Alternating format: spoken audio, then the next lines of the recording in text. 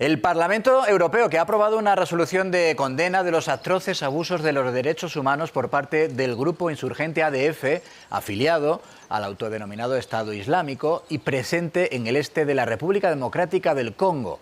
Este grupo terrorista surgió en los años 90, surgió en Uganda y en la última década ha provocado diversos ataques contra iglesias, contra misiones, contra centros de reunión de cristianos, también secuestros, asesinatos contra miembros de la Iglesia Católica, también de otros grupos cristianos. Ayuda a la Iglesia Necesitada es portavoz de esta buena noticia que mucho tiene que ver con la persecución religiosa que denuncia esta fundación pontificia y con el derecho a la libertad religiosa. Vamos a hablar más a fondo de este asunto. Tenemos con nosotros a José Luis Bazán, es asesor jurídico de la Comisión de las Conferencias Episcopales de la Unión Europea y miembro del comité editorial del informe Libertad Religiosa que edita ACN y del que aquí les damos cumplida cuenta. José Luis Tocayo, bienvenido, buenas noches. Buenas noches. ¿Podríamos decir que el hecho de que el Parlamento Europeo haya aprobado esta resolución de la que hablábamos significa que se reconoce la persecución religiosa que viven hoy miles de cristianos en el mundo? La persecución religiosa en la resolución del Parlamento Europeo del día 2 de abril se refiere específicamente al caso de los ataques contra los cristianos. Por lo tanto, esa resolución se focaliza únicamente en ese país y en la comunidad cristiana.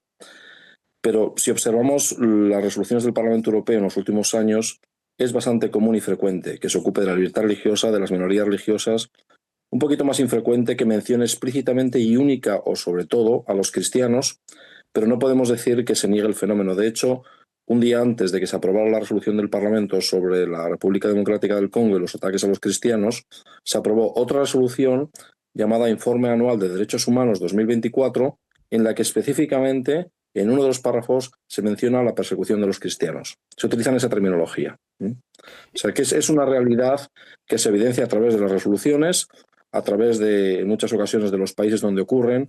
Pues podemos hablar, por ejemplo, pues de Pakistán, podemos hablar de Nigeria, podemos hablar, obviamente, pues de Oriente Medio, algunos países de Oriente Medio en otras épocas, pero es parte de la preocupación y de la tarea política del Parlamento Europeo.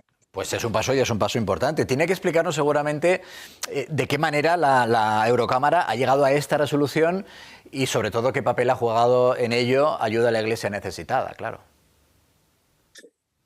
Bueno, el Parlamento Europeo obviamente pues es una entidad enorme que tiene no solamente los diputados, sino una enorme cantidad de asistentes, de secretarías técnicas, y luego hay muchísimos, digamos, lo que se llaman stakeholders, es decir, alrededor del Parlamento hay multitud de entidades, tanto en Bruselas como en Estrasburgo y en las capitales, en otros países, dentro de los países de la Unión Europea, y todas ellas pues publican informes, publican declaraciones e intentan traer la realidad a los eurodiputados, ¿no?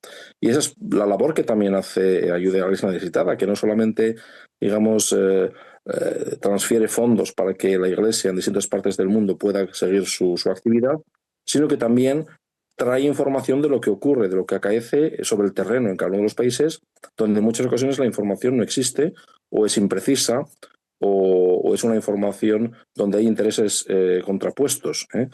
Ayuda a la Iglesia Necesitada fue la primera, y hasta donde yo sé la única, que trajo a colación las declaraciones de los obispos de la República Democrática del Congo, donde, por ejemplo, se hablaba de un proceso de islamización en un país, o en algunas partes del país, particularmente en la provincia del norte de Kibú, en un país, como decía, que es mayoritariamente católico. Más de un 95% de los congoleses son cristianos.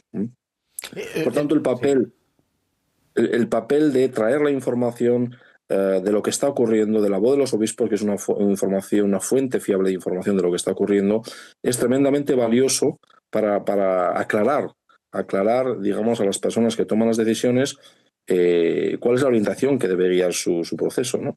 Claro. Le decía que precisamente una vez que han recibido esa orientación, el Parlamento Europeo ha defendido la creación de un tribunal especial para juzgar las atrocidades en el este de la República Democrática del Congo. La pregunta es si esta puede ser también la instancia para juzgar otros hechos que atentan también contra la libertad religiosa, pero en otros países. Bueno, en el ámbito del derecho penal internacional, evidentemente existe un tribunal penal internacional permanente. Se han creado a lo largo de la historia, como sabemos, tribunales ad hoc no solamente en la Guerra Mundial, sino en épocas más recientes, de la Yugoslavia, por ejemplo.